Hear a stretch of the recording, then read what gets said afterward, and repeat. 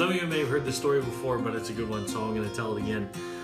There was a father who had a teenage daughter, and he was one day walking by our room, and he noticed that the room was very messy, as often teenagers' rooms are. And so he approached his daughter and said, "Honey, I really need you to clean up your room here in a couple days. It's just getting out of control." And then she said, "You bet, Dad. I love you, Dad. I want to do what you have asked me to do, Dad. I'll make sure that it's clean." Well, a day goes by and it doesn't get cleaned, and so he thinks, well, she'll get to it eventually. She's had a busy day at school or whatever. And so the next day comes and he walks by the room and it's still not clean. He's thinking, well, you know, if it doesn't happen soon, I'm probably going to have to talk to her again. And the third day goes by, he comes back and he says, and he notices that the room isn't clean. And so he approaches his daughter again and says, "Honey, I asked you to clean your room. Why didn't you clean your room?" And she said, "Well, Dad, you know, I really want to make you happy. I really want to do what you asked me to do. And so I went out and I bought a book about how to clean my room.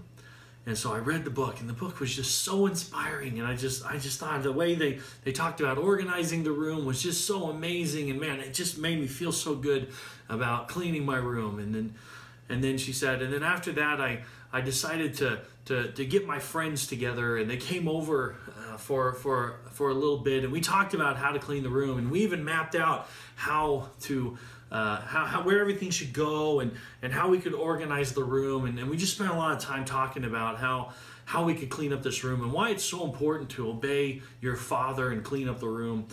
And she said, and it's just, you know, I've been so busy doing that stuff that I'll get to it, Dad, don't worry. And the dad was kind of confused, wondering, well, I don't know whether to tell her thank you or to be upset right now. You know, I think the parallel is kind of obvious. Guys, we are going through this series in our small groups about living to love and glorify Jesus. And we're doing that through personal disciplines, through intentional relationships, which we'll talk about next week. And today we're talking about expressing our faith and love. We know that God has called us to love people around us. And we spend our time on Sundays talking about how God has called us to love one another, and then we go home and we read our Bibles and we buy these books and they encourage us how to love one another, and then we get together in our small groups and we talk about how we should love one another. And as a pastor, I know that sometimes it's easy for it to just stop there without anything really happening. And it's kind of like a teenager talking to her dad about cleaning up her room but never actually getting around to do it. Dad just wants his daughter to clean up her room. That's it. He just wants her to do that. There's nothing wrong with the study. There's nothing wrong with talking about it, organizing it, getting a book on how to clean your room. There's nothing wrong with that. In fact, those are very good. But if you never actually get to it, what's the point? You see, Jesus said in John 14 and 15, he says, "Those who love me obey my commands." You love me if you obey my commands. And he said this. He says, "This is my command." John 15:12. "This is my command. Love each other in the same way that I have loved you." He said he commanded it. This is an action. This is something that we have to do.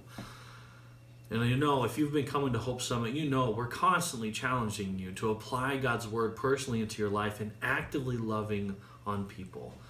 And so I'm curious. I want to ask you, who is it in your life that you have been intentional to love on?